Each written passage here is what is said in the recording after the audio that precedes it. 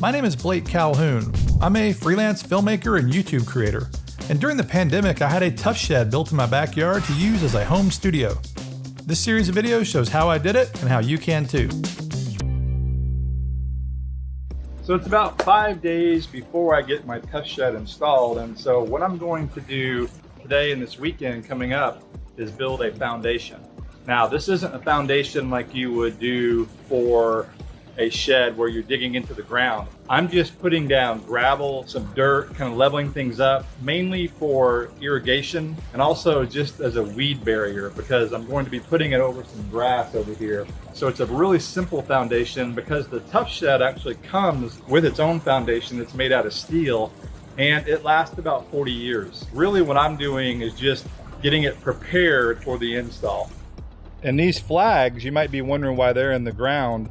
I'm using these as stakes because I don't have any stakes and this is a major DIY project. And one thing too, if you notice here, the flags are in the way of the swing set, or the swing set's in the way of the flags actually, I should say. What I'm going to have to do is take this swing set down, and actually just this one section. We're going to leave the little treehouse section, at least that's what I call it. It's not really a treehouse, but it's like a little fort. We're gonna leave that up for the kids. One little side note, you may have noticed as I'm walking around here, there looks to be some construction. There's a lot of rock and dirt, and that's because we just had a French drain system put in.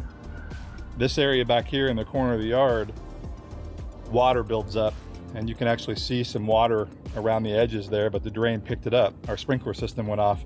This is the second drain right here, and it goes all the way back to the fence, to the very back fence back there. And there's another drain right there. But all this dirt and gravel and such, I'm gonna repurpose some of this into my foundation area right around here.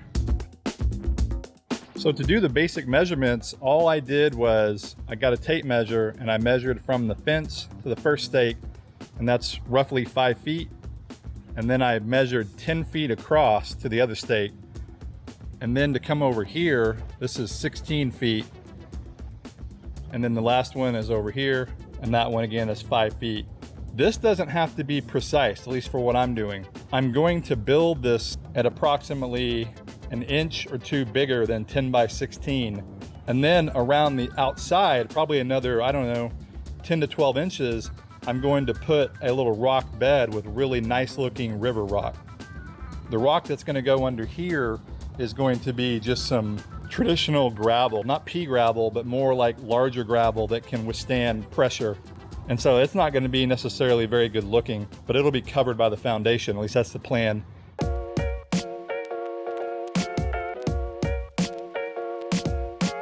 So now the swing set's gone, and it's time to put down the landscape edging for the foundation. This is just kind of standard landscape trim, and I'll stake it down, and then I'm going to put in a weed barrier and make sure that new weeds and such don't grow back there. Now, I think traditionally you would go in and try to kill this grass or pull the grass out.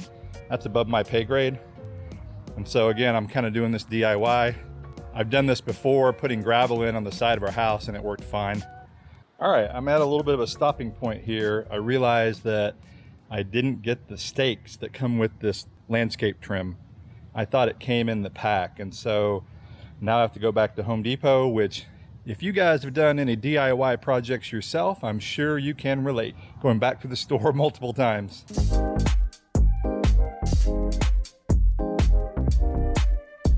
All right, so it's the next day. It's raining. We got some rain, and so I've been delayed in putting this stuff together, but I got my gravel, got 8 bags of gravel, which is not enough. I know that to do this entire 160 square feet, 10 by 16 bed, but it's a good start, and I'm gonna get more. I'm getting ready to try to dive in here in a couple minutes.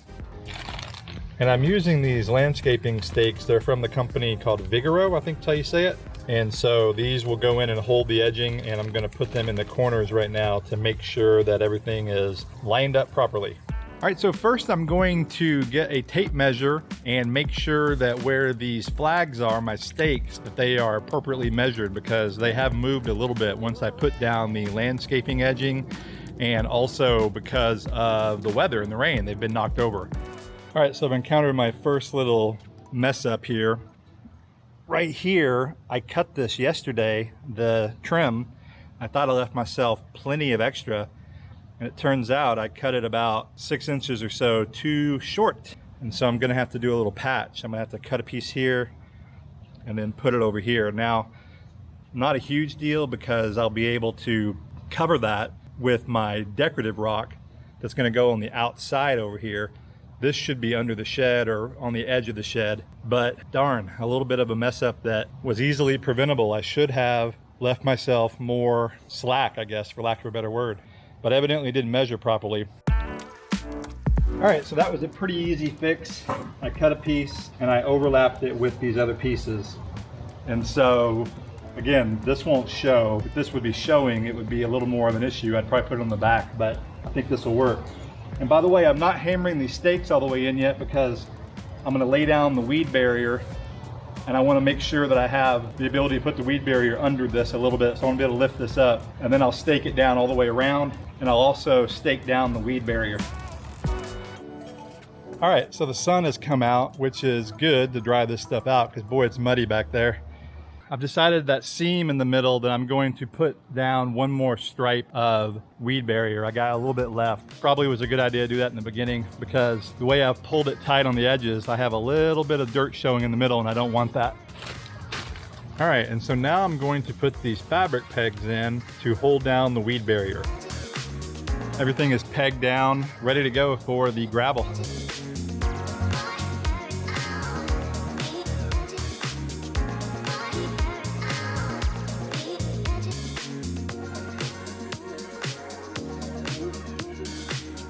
All right, so that is 4 of my bags of gravel. And again, I knew I was gonna need more, but I'm gonna need a lot more.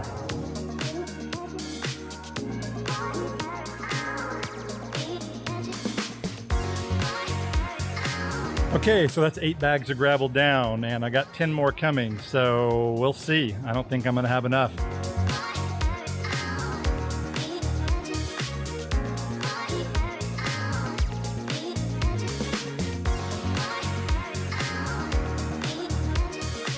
All right, well that was 10 more bags, and so far 18 bags for this little pad. Probably need about 8 to 10 more bags and I'll be good. So hopefully that'll be enough and then we'll be ready for the shed install. I'm back with 10 more bags of gravel. It was my 3rd trip to Home Depot. So let's hope this is the final trip.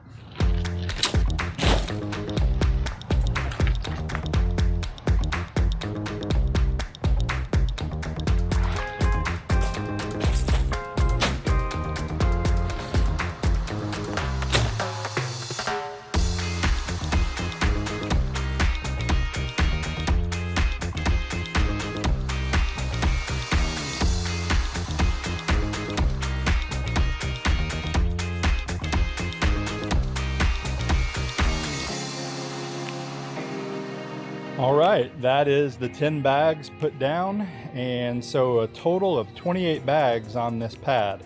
Again, just as a reminder, it is 10 by 16, so it's 160 square feet. In reality, I could probably use 2 or 3 more bags just to fill it in, but I am not worried about that. So here is the foundation. It's ready to go for the shed installed tomorrow. And yeah, the shed does get installed tomorrow. Now, I want to be clear, this isn't necessarily the right way to do it or the wrong way to do it. It's the way I did it. It's a total DIY project. So I'm not an expert landscaping guy or a home improvement guy at all. I'm a filmmaker putting in a shed to use as a home studio. So in the next video, you'll see the actual shed being constructed, how I do the finish out, how I lay out the studio, and really importantly, how I run power to the shed. That is pretty interesting. Spoiler alert, I end up using the sun. All right, well, I hope you learned a little bit on how I did this project.